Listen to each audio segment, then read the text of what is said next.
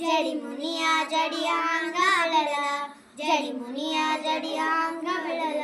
ರಮಿ ಕೊಂಬಿಯ ಮೇಲ ಗುಡ ಕಟ್ಟಿದವ, ರೆಕ್ಕೆ ಬಲಿತ ಅಕ್ಕಿ ಗುಡಿನೆಗ ಮಲಿಗೆ ಮರಿ ಅಕ್ಕಿ. ದೂರ ದೇಶದ ವಲಸಿಗ ಅಕ್ಕಿಗೂ ಐತಿ ಜಾಗ ಒಳಗ, ಬನ್ನಿರಿ ನೀವು ನಮ್ಮ ಬಳಗ. ಹಳೆಯ ಬಾವಿಯ ತಳದ ನೀರಿನಾಗ ಹಸರು ಚಿಗರತಾವ, ಬೇರಿಗೆ ಮೊಳಕಿ ಒಡೆಯತಾವ, ಬೇರಿಗೆ ಮೊಳಕಿ ಒಡೆಯತಾವ.